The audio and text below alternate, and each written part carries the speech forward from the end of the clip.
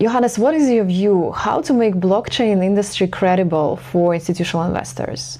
There's really two ways. It's either you bend backwards and make the crypto industry compatible with the traditional finance and basically losing almost all of its advantages, or you build a system that is so good that the traditional financial system says, hey, actually this is a lot better than what we're doing right now. We're going to plug into this.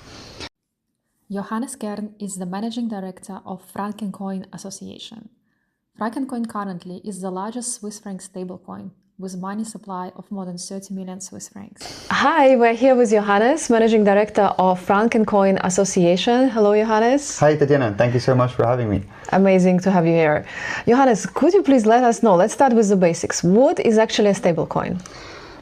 A stablecoin is nothing else than a digital representation on chain of some form of an asset. It might be in a dollar, a Swiss franc, you could even argue a bond. Basically, it's referencing the value of an asset on chain, which, and that's where the stablecoin comes from, is relatively speaking stable, has less volatility than what you would find in Bitcoin or in Ethereum, or in what you would traditionally understand as a crypto asset. And what stablecoins exist currently in the world? I mean, the stablecoin market is pretty big. It's roughly $300 billion at the moment. And it's mostly and vastly dominated by dollars. So around 89.9% of the whole market is USD denominated. The two biggest players are, one of them is in Switzerland, Tether and Circle.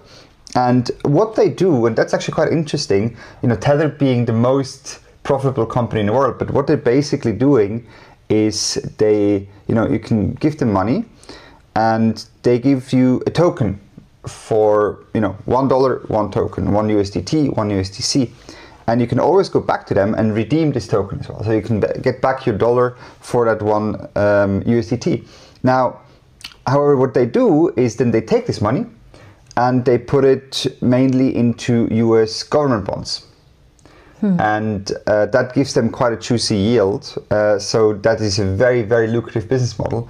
And that's how they've grown to be so big. But that's not the only way you can create a stablecoin.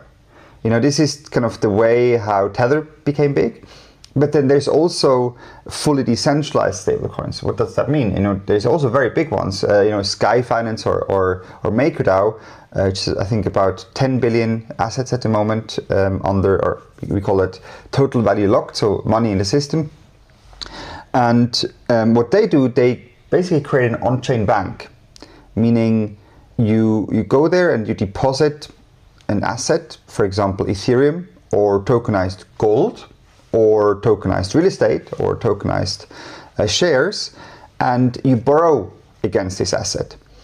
And by doing so, you are creating money, right? You are creating in the case of MakerDAO, a DAI, or USDS, in the case of Sky, which is a dollar-denominated asset, which is backed by all those deposits or those collaterals which have been put in to borrow against. Very interesting. And what's happening right now with the CHF stablecoin? So Switzerland is a bit of an interesting case here, and the reason is twofold. So on one hand side, I mentioned before, the business model Tether has is that they are getting the yield from the dollar, kind of the risk-free rate on the dollar. Now, the Swiss franc doesn't really have that. I think the short-term govie bonds are even negative yielding at the moment, so you can't really have that business model. That makes it a lot harder to build this form of a stablecoin in the Swiss franc. And then the second issue is that regulation in Switzerland has become very hostile, meaning FINMA in 2024, before that there used to be multiple Swiss franc stablecoins because there is a very big need for it, and I think we'll get into that in a second as well. They decided that in order to issue such a stablecoin, you need to have a bank license, and anyone who is holding that stablecoin needs to be a client of that bank. The stablecoin became basically non-transferable. You could only send it to other people that already been onboarded to that same Swiss bank. And this effectively shut down all Swiss stablecoin projects back in the day. But right now there is one stablecoin that is really successful, and that is Frankencoin, right? It's about 95% of the market with about $80 million in total value locked, so kind of in a system. And this stablecoin is, again, not like Tether or Circle, but it's like MakerDAO or Sky. It's fully decentralized, and that is quite interesting because this is something that is not touching the traditional financial system. It's living completely on chain. It's completely transparent. It has no issuer, and that is why it cannot be regulated. However, it is fully compliant because it complies with all of the standards, and both MiCA but also the American provisions have exemptions for fully and properly decentralized systems. And the reason for that is quite clear. It's, regulation has a reason. Regulation is there to protect investors, to protect the stability of the financial system, and to also prevent anti-money laundering, or money laundering, not to prevent anti-money laundering, to prevent money laundering. And now you can do this either with regulations and with forcing issuers who would be who are very non-transparent and who would do whatever if they would not be regulated. Or you can do and achieve those same goals by having a fully transparent and self-enforcing system.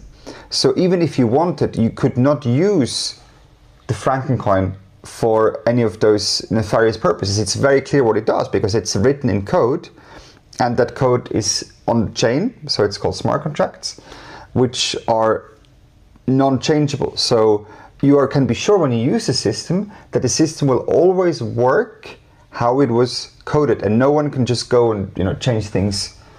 Right now there is not a single player doing centralized stablecoins. There is just Frankencoin, which is, technically speaking, there's an association, but it's not the issuer, so it has not a jurisdiction. It's just issuing a Swiss franc stablecoin as the system, not as an entity behind it.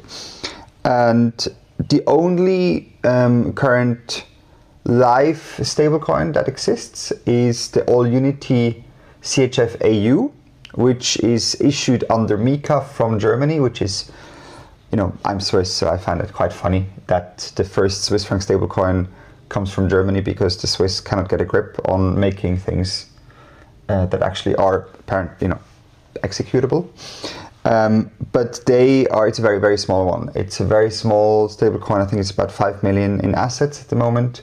It's not very liquid yet. We'll see where it goes. We are working closely together with them as well. So there is a bridge, and we as the association are in close contact with the All Unity team in Germany, because we believe everyone in the end profits from a bigger Swiss franc stablecoin, and that is actually something, when you take a step back, is what do you use stablecoins for?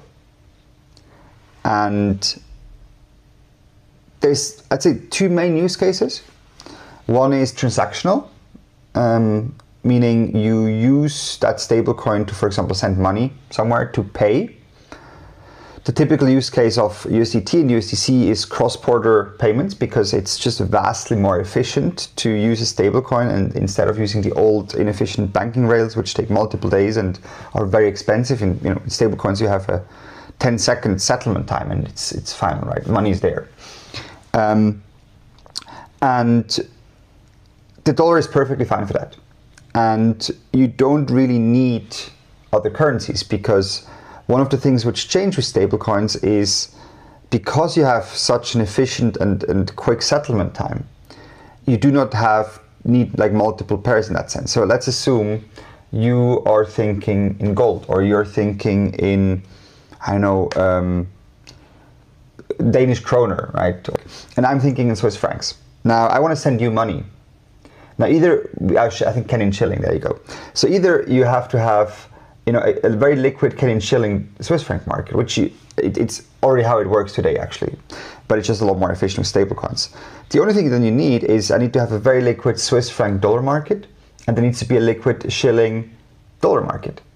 And because you have these 10-second settlement times and super low transaction costs, instead of having to go through Nostro and Vostro banks and super complicated pathways, we just literally go Swiss franc dollar, dollar Kenyan shilling, 10 seconds, done.